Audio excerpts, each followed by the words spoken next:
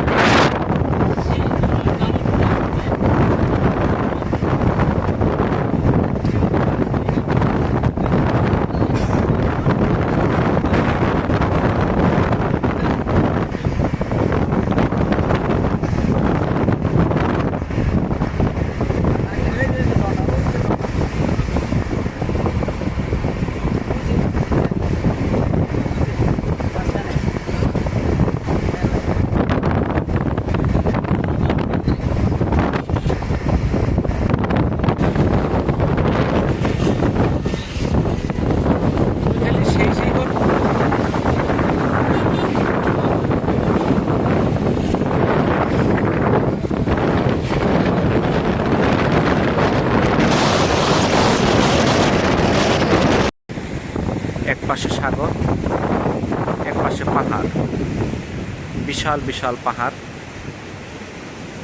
সাথে সাম্পানগুলো দাঁড়িয়ে আছে, মাছ ধরার ট্রলার, এগুলো দিয়ে মাছ ধরা হয়। এরা সমুদ্রে যায় মাছ ধরার জন্য এই ট্রলারগুলো দিয়ে।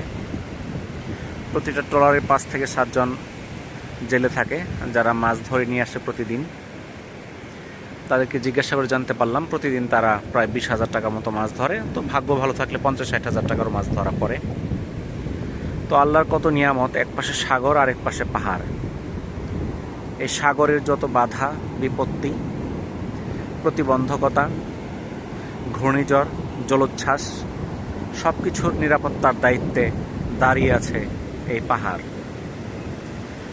বিশাল ঘূর্ণিঝড়, জলোচ্ছ্বাস, সব কিছুর নিরাপত্তার দায়িত্বে এই পাহাড়কে আল্লাহ তাআলা নিয়োজিত করেছেন।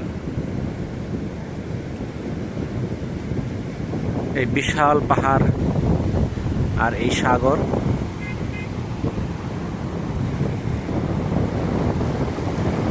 বিশাল ঢেউগুলো এদিকে আসতেছে।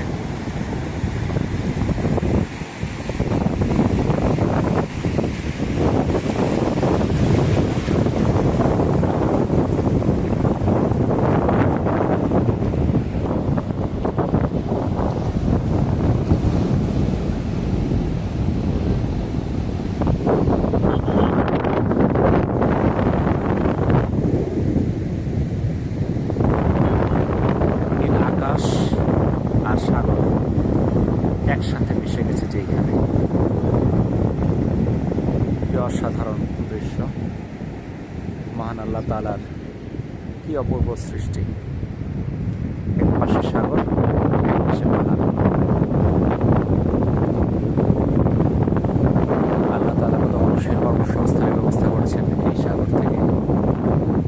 এই সাম্পান মাছ ধরার ট্রলার, জেলে, পর্যটক সব মিলে এক বিশাল কর্মসংস্থানের উৎস এই সাগর। শুধু সাগর কর্মসংস্থান নয়, এখানে আছে বিশাল খাদ্যের ভাণ্ডার, প্রোটিনের উৎস, বিভিন্ন সামুদ্রিক মাছ। এই সাগরের বিস্তীর্ণ জলরাশিতে রয়েছে অসংখ্য মাছ, জীবজ প্রাণী বৈচিত্র্য এই সাগর ধারণ করে আসছে। এই সাগরের শান্তরূপ হয়তো দেখতে অনেক সুন্দর, কিন্তু যখন এই সাগর উত্তাল হয়ে যায়, অশান্ত রূপ, তখন যা মানুষের ভীতির সঞ্চার করে।